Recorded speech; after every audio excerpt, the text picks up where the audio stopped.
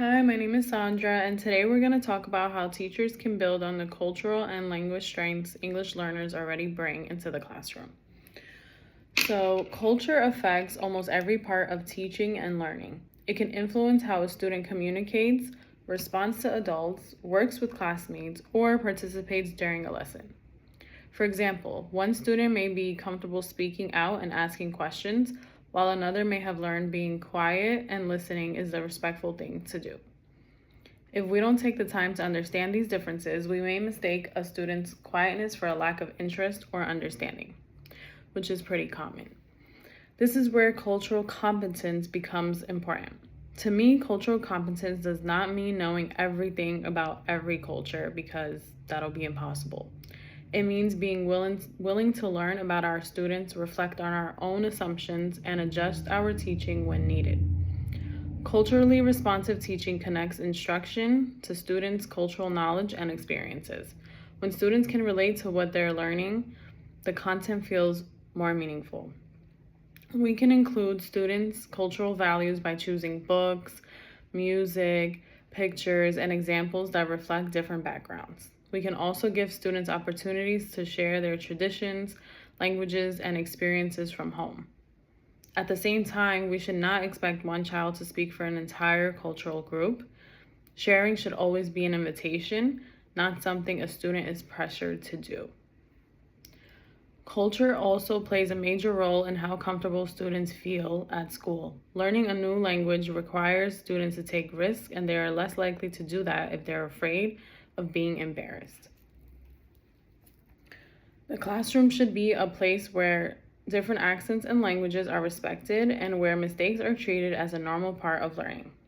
Some simple ways to create that environment include learning to pronounce the students' names correctly, displaying books and materials that represent the children in the class, and using visual labels in more than one language. Teachers can provide partner, or as I like to call it, buddy conversations, small group activities, songs, and dramatic plays so students can practice English without having to speak in front of the whole class. There are many ways to celebrate cultural diversity during regular instruction. Teachers can read stories with diverse characters, use examples from different communities, and invite students to make connections to their families. A visual word wall can include pictures and words in English and the students' home languages. This one is also very common. Bilingual books and multilingual vocabulary words can help as well, connecting to what they already know to the new English words. Teachers should also allow students to use their home language as a learning tool. For example, students may discuss an idea with a classmate in their home language before explaining it in English. Families can read and discuss books in the language they use at home.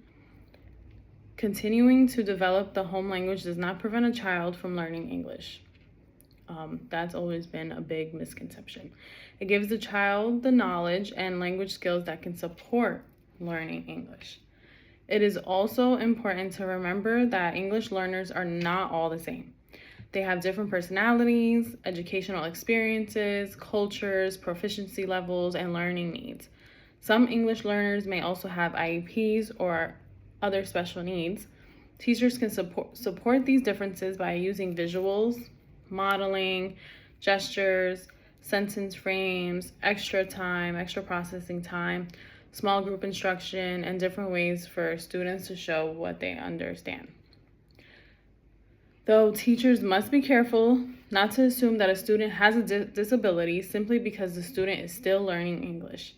We need to look at multiple sources of information, monitor progress over time, and work with families and other professionals. When an English learner does have a disability, the student needs support for both language development and the disability. One need should not be ignored because of the other. The social and emotional needs of English learners matter too. Some students may feel nervous, isolated, or frustrated when they cannot communicate everything they are thinking.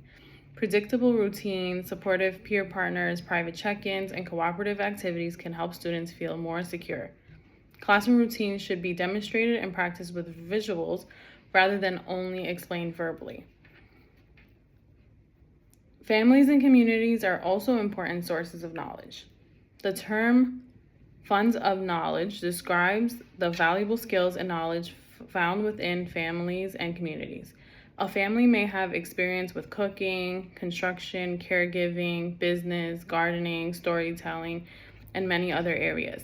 Teachers can connect these experiences to the classroom lessons instead of assuming that meaningful learning only happens at school. Strong partnerships begin with respectful two-way communication. Teachers should ask families about their preferred language and method of communication. Schools should provide translated materials and qualified interpreters rather than asking children to translate important information. Offering flexible meeting times or virtual options can also make participation easier for working families. Family engagement can include more than attending school events. Families may share a story, tradition, career, or skill through a photograph, a recording, a classroom visit, or a family project. Teachers can also send home realistic learning ideas such as discussing a story, practicing vocabulary during daily routines, or asking children to explain what they have learned. These activities can and should be completed in the family's home language.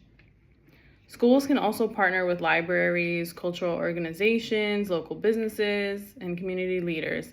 Most importantly, educators should ask families what they need and how they would like to participate. A true partnership is not the school making every decision and then inviting families to agree. Overall, an asset-based approach requires us to change the way we view English learners. They are not students who come to school without language or knowledge.